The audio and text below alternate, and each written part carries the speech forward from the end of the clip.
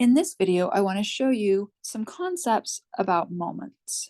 I know most students have seen moments or torques before in physics, but usually it's in two dimensions, and quite often you just plug in the numbers and don't think a lot about what's actually happening. So I'm going to start this video by going through really carefully what's happening in two dimensions, which is the easier way to visualize, and then show you how that gives rise to the equations that we use for three-dimensional moments. So in two dimensions, we would have an x-axis and a y-axis. And if I have a force that acts maybe upward, call it Fy, because it's a force that acts in the y direction. And if I want to calculate the moment or the torque that that force causes about another point, let's pick our point. Let's say that our point is right here at the origin. What we need to know to figure out the moment is both how big is the force, we also want to know how far away is that force.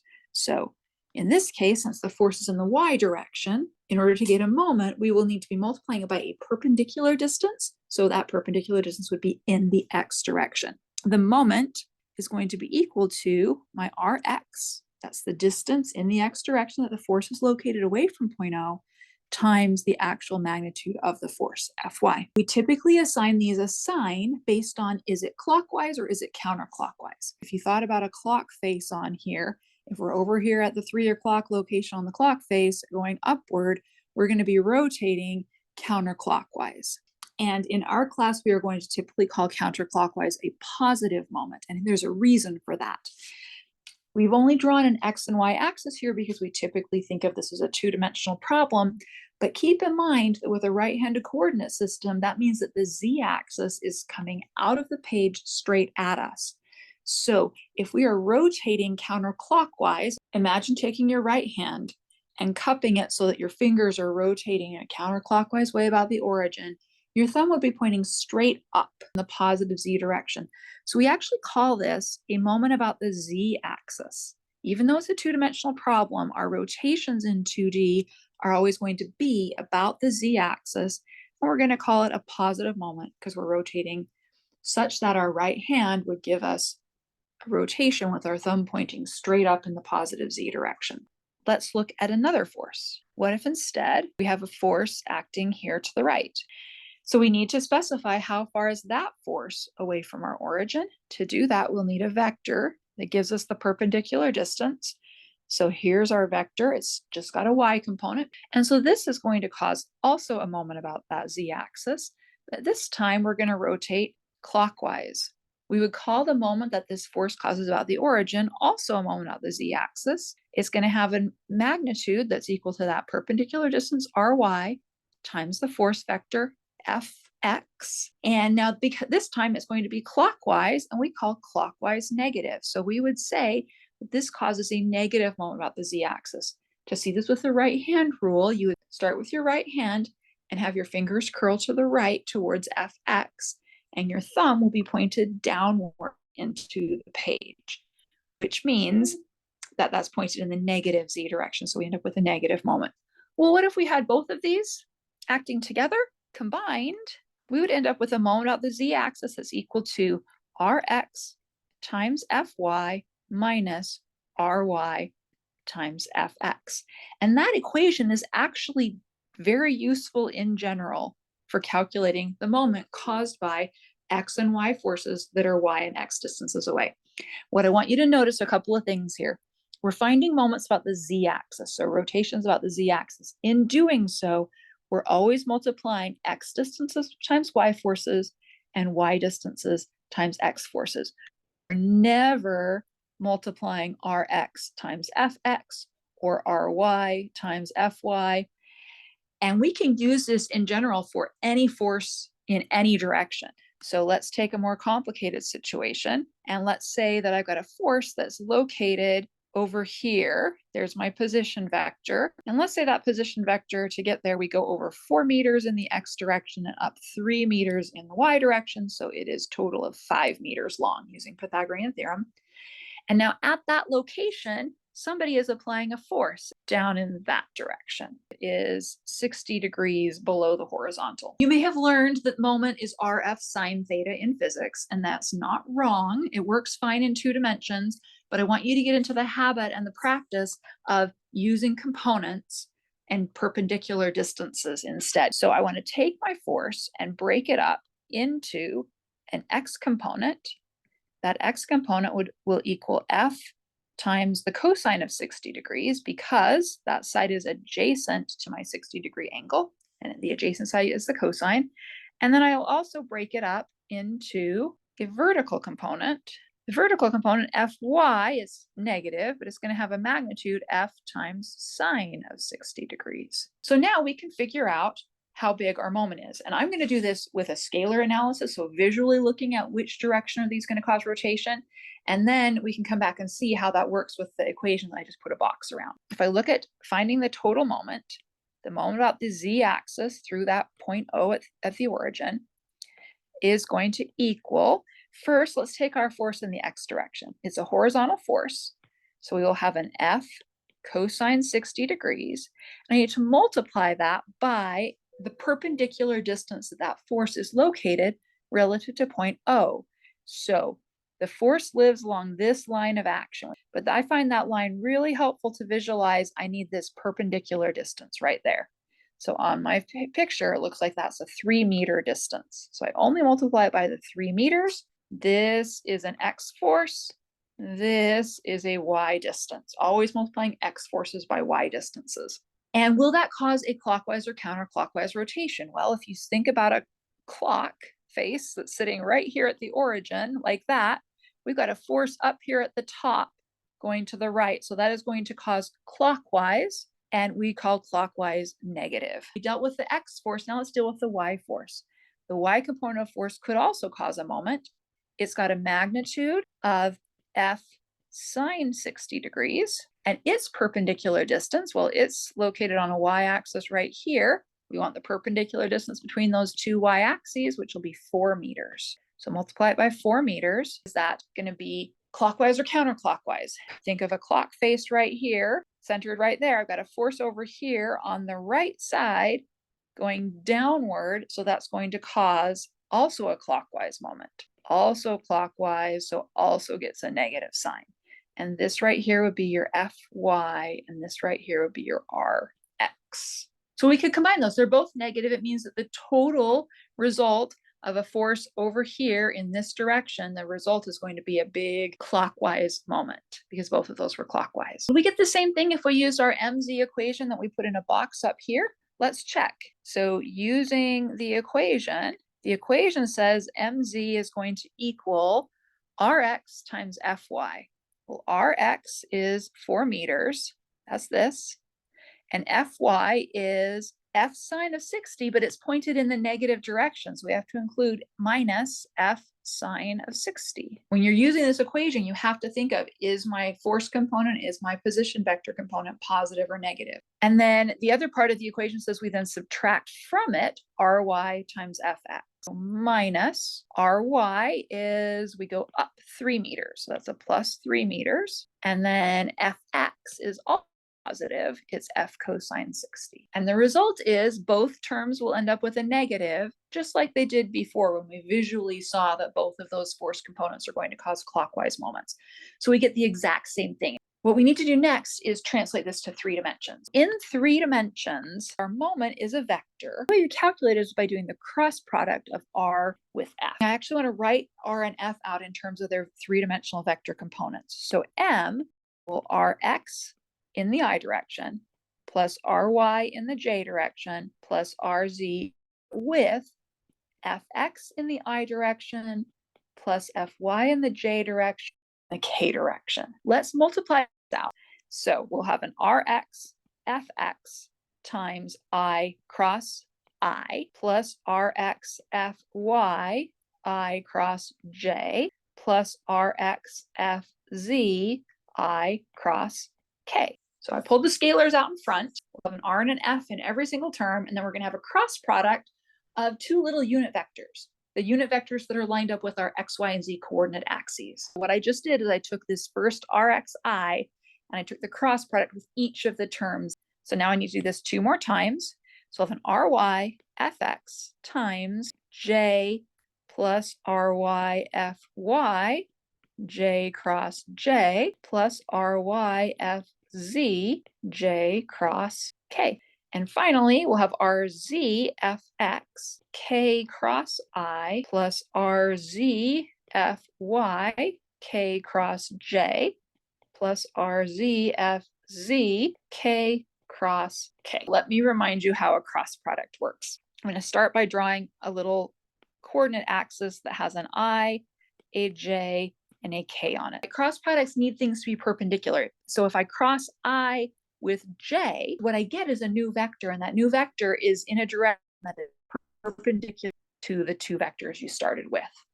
So if I cross I with j, I get k. If I cross j with k, I get I. And if I cross k with I get j. And I like to kind of draw this little thing to help me remember, if I go around the kind of triad that way, I get positives. So what I've got here is I cross j equals k, j cross k equals I, and k cross I equals j. And that comes from the right-hand rule with a right-handed coordinate system. If you flip order, you get negative. So if I took j cross I get minus k. If I take k cross j, I get minus I. And if I take I cross k, I get minus j. And remember, I cross I is 0, j cross j is 0, and k cross k is 0 because they weren't perpendicular. So let's take that, apply it to what we just came up with up above. So I cross I is 0, j cross j is 0, k cross k is 0. And now let's simplify the rest. So what I end up getting for my moment is Rx Fy times I cross j, and I cross j is just k. I get Rx times Fz, and I cross k is minus j. In the next row, I've got an Ry Fx, j cross I is minus k, plus Ry Fz, and j cross k positive I. The last row, I'll have an RZ Fx, k cross I is j, and I've got an RZ Fy, k cross j is minus I. So I can double check if I got these all right. I should end up with a plus k minus k, plus I minus I, and a plus j minus j in my 6 terms. Another thing you can see to make sure if you've done this right is in each of these terms, I've got x, y, and k is a z direction. Here I've got y, x, and k is a z direction. Here I've got z, x, and the y direction. So I should always, in every single term, have all 3 of my vectors represented. I should have something with an x, something with a y, and something with a z. We usually group the i's, the j's, and the k's. Ry, fz minus rz, fy. There's my I component. My y or j component will have an rz fx minus rx fz in the j. And finally, my z component should have an rx fy minus ry fx, and that's in the k direction. The first row is the moment about the x-axis. Second row is the moment about the y-axis, and the third row is the moment about the z-axis. And if you look at that, this is exactly the equation we got before when we were dealing with 2 dimensions.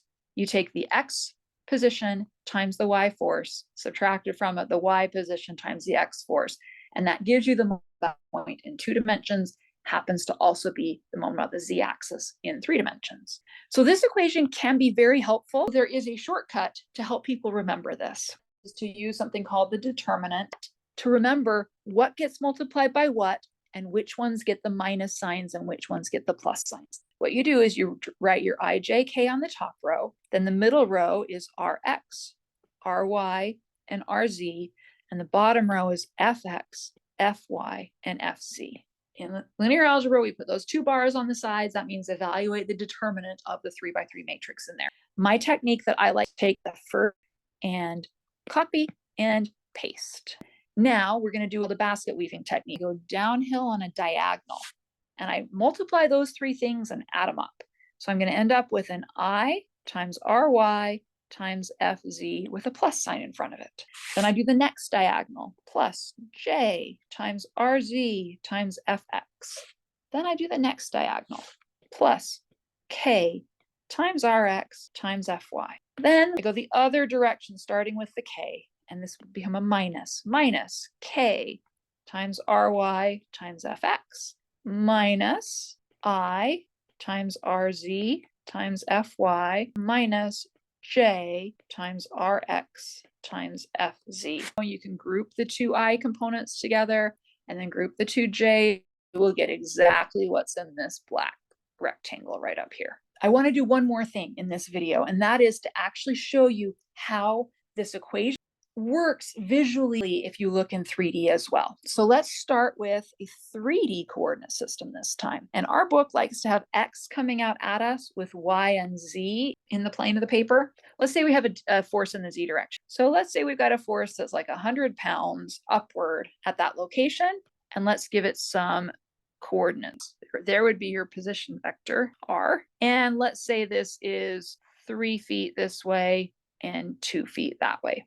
And let's say I wanted to find the moment that that force is going to cause about the origin, or the moment that it's going to cause about the X, Y, and Z axes. I can write R as a position vector and do R cross F using that basket weave technique. We'll do that in just a minute. For right now, I actually want to show you how you can visualize this. So the force is in the Z direction. That means it will not cause a moment about the Z axis because it's parallel. So it will not cause any moment about the Z axis, but it probably causes a moment about the X and probably a moment about the Y axis. So let's look at the X axis. For a Z force to cause a moment about the X axis, it needs to have a Y distance away. That distance is going to be perpendicular to both the axis and force. And in this case, that length is 3 feet. So this force causes a moment about the X axis whose magnitude will be 100 pounds times 3 feet. It's just the force times the distance away. It'll be positive or negative. If you come over here and then go up that way, you're going to tend to cause a rotation this way about that X axis.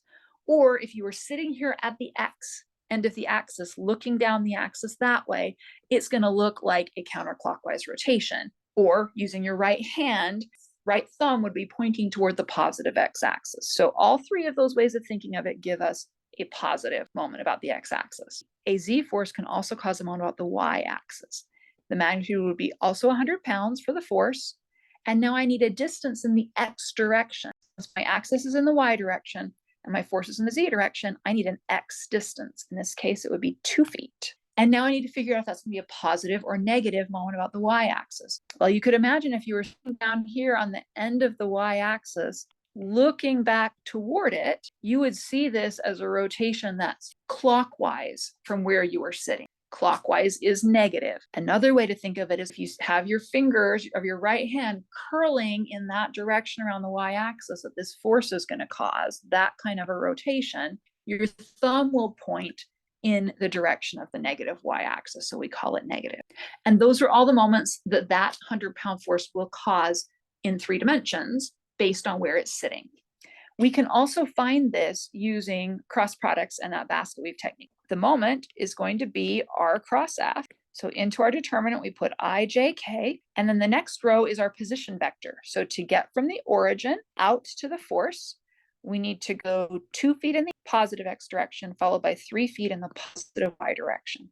So we write down 2 feet, 3 feet, and 0 in the K direction. And then our force vector is 100 pounds in the positive Z direction. So we write down 0, 0, 100 pounds. And now let's do the basket weave technique. So we take those first 2 columns, copy, paste, and now we do the positive downhill diagonals. So we've got I times 3 feet times 100 pounds plus J times 0 plus K times 2 feet times 0. We go the other direction.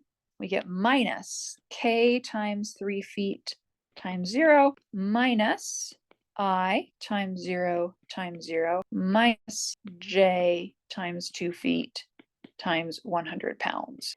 And most of these are zeros, 0, 0, 0, 0, but we have 2 that survive.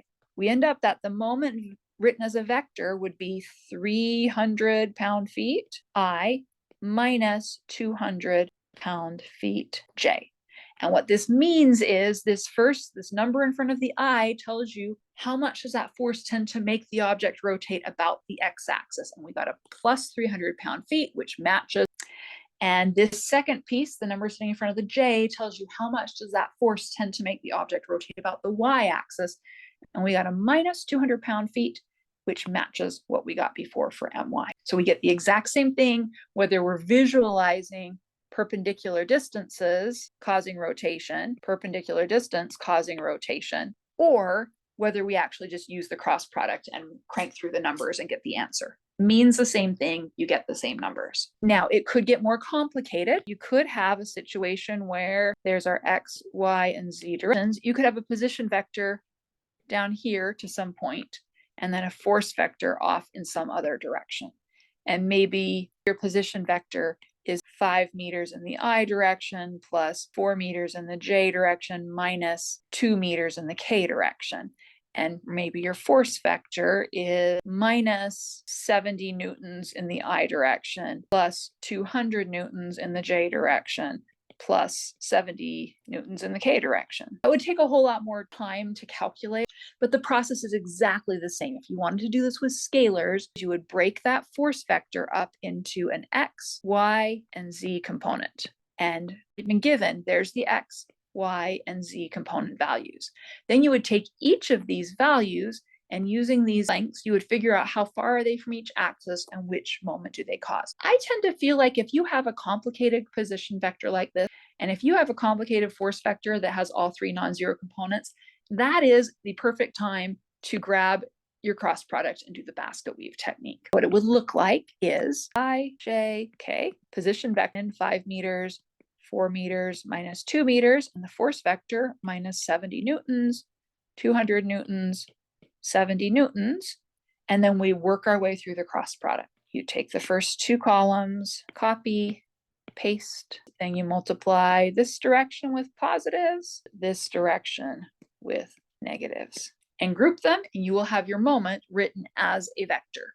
All right, I hope this video has been helpful in seeing how the 3D vector cross product and that determinant technique that I showed you is really doing the same thing. We're simply taking the components of the force vectors and finding the moments that each of those cause about different axes based on perpendicular distances.